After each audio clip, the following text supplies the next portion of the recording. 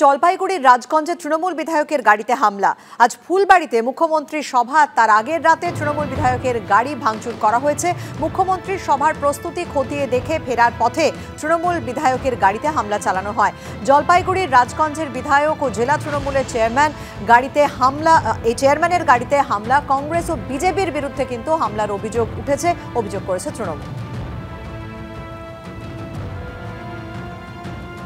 আগামীকাল মুখ্যমন্ত্রী মমতা ব্যানার্জি আসবে। ওখানটায় প্রায় 7,000 লোকের পাট্টা দিবে। ওখানটায় দেখা টাকার পরে আমি ওখান থেকে বের হলাম 4:30টায়। তারপরে গেলাম ফুলবাড়ি টু, মিটিং করলাম। মিটিং করে যে আগামীকাল যাতে প্রচুর লোক হয়, ওখান থেকে আসলাম সনেজিঘাটায়। সনেজে মিটিং করে আমি 7:20 বের হলাম। বের হওয়ার সময় তারপরে আসবো মাঝেলি অঞ্চল, আর আগামীকাল যাতে প্রচুর লোক হয় ওখানে 7:20 সময় তখন গাড্রা কুন্ড বাগানে হুট করে আমার গাড়ির উপরে অ্যাটাক।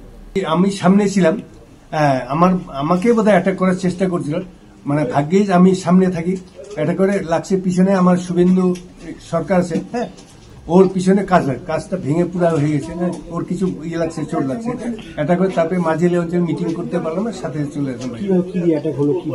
আমার যেটা মনে হয় বিজেপি এবং কংগ্রেস মিলিতভাবে যৌথভাবে, যেহেতু আমি সারা জলপাইগুড়ি জেলায় উন্নয়নের কথা বিভিন্ন জায়গায়, বিভিন্ন ব্লকে, বিভিন্ন বিধানসভা আমি ঘুরে বেড়াই, তার জন্য মানে সামনে যেহেতু লোকসভা নির্বাচন, কি করে আমাকে দমায় রাখা যায় তার একটা চক্রান্ত সৃষ্টি করে।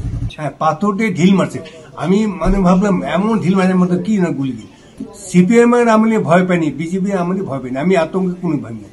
বিজেপি এই জাতীয় হামলা কালচারে বিশ্বাস করে না। আসল কথা হচ্ছে পায়ের তলা থেকে জমি সরে যাচ্ছে, তার জন্য এখন তৃণমূল কংগ্রেস কথায় কথায় বিজেপির নাম আনছে। একদম 100% যে চান্স তৃণমূলের লড়াই গোষ্ঠীদ্বন্দ্বের কারণে এটা হয়ে থাকবে। অতএব সেই কারণে এর যদি নিরপেক্ষ তদন্ত করা হয় তাহলে দেখা যাবে এর সাথে বিজেপির দূর দূর পর্যন্ত কোনো যোগাযোগ নেই। আমরা এই জাতীয় হিংসার রাজনীতিতে বিশ্বাস করি না। আমরা কখনো প্রতিহিংসার রাজনীতি করিনি, আমরা সৌজন্যের রাজনীতি সারা জীবন করেছি, আগামী দিনেও করব। গান্ধীর আদর্শে বিশ্বাসী রাজনীতি করি আমরা। তো এইসব কালচার, এইসব সংস্কৃতি গত কয়েক বছর ধরে তৃণমূল পশ্চিমবঙ্গে সৃষ্টি করেছে। তো এখন কারা করেছে এটা প্রশাসনের দেখা উচিত। মাননীয় মুখ্যমন্ত্রীর সভার আগে এটা তো নিরাপত্তারও বিষয়। এই মুহূর্তে শাসন ব্যবস্থায় যে তৃণমূল কংগ্রেস আছেন, যার মুখ্যমন্ত্রী, পুলিশ মন্ত্রী, সেখানে দুষ্কৃতকারীরা মনে করে এটা তাদের সরকার, তারা সুরক্ষিত থাকে, ফলে তারা এসব ঘটনা ঘটিয়ে বহাল তবিয়তে ঘুরে বেড়ায়। উচিত হচ্ছে এই মুহূর্তে পুলিশকে সক্রিয় হয়ে এরা কারা এর পেছনে যে ধরুক।